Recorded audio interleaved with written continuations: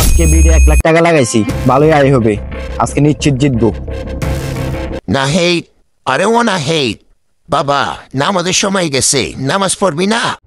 বাবা, আপনি এখন ডাক দিতেছেন, এখন দেখতেছেন না বিট খেলতেছি। আজকে যদি আমি হাইরে যাই আপনার দোষ, আজকে যদি আমার লাভ না হয় আপনার দোষ, দেখবেন কিন্তু। নাহিদের কথা শুনে নাহিদের বাবা দুঃখ পেয়ে চলে যায়। নাহিদ, তোর বাবার একটা কথা শুনলাম আমি, তুই নাকি বিট অ্যাপসের মধ্যে টাকা ঢোকাস, তাই সত্য নাকি?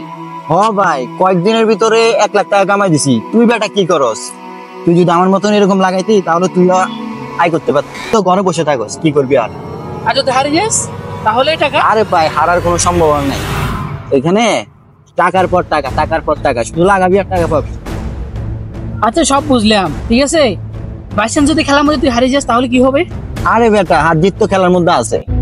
এটা খেলা না ভাই, এটা হচ্ছে হারাম। কোরআনে আল্লাহ পাক বলেছেন, এ মুমিনগণ, মদ, জুয়া এবং ভাগ্য নির্ধারণকারী এগুলো হচ্ছে শয়তানের কাজ, এসব থেকে দূরে থাকো।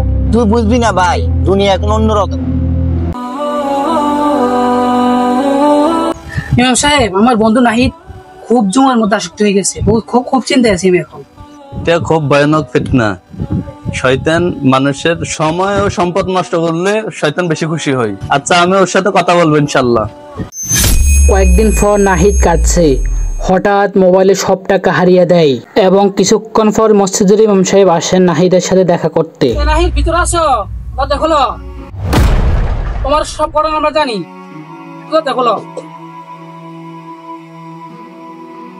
হুজুর, আমার সব শেষ হুজুর। আমি মাঞ্জের থেকে নুন লই রে হুজুর, আমি জুয়া খেলছি হুজুর, আমার সব শেষ।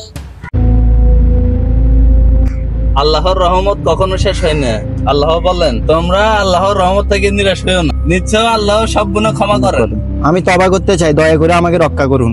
ইনশাআল্লাহ, কোনো সমস্যা না, আমরা তো পাশে আছি। আয় আমরা নতুন ভাবে সবকিছু শুরু করি। প্রিয় ভাইয়েরা, মোবাইল জুয়া আসক্ত আমাদের জমি সব আজকে নষ্ট করে ফেলছে। এটা ইসলামে সুস্পষ্ট হারাম। আমরা যেন সন্তানদের সময় দিই, সঠিক দিক নির্দেশনা দিই। জুয়া শুধু অর্থ নয়, চরিত্র নষ্ট করে। কিছুদিন পর নাহিদ জুয়ার আসক্তি থেকে বাঁচার জন্য গরু এবং কৃষিকাজ শুরু করে। বাহ, আজকেই শান্তি পাই। গরু পালন করতেছি, মোবাইল তো হারিয়েছি, এখন কামে কামে টাকা পয়সা সবকিছু আনবো। আর কিছু করার নাই, গরুই পালি, এখন দিন মজুরি করতেছি, আর কিছু করার না আমার। তুই ফেরি ভাই, এবার থেকে কথা দেই, আর হারাম জিনিসের মধ্যে হাত দিবি না। আমাদের রইলো ভাই, ইনশাল্লাহ।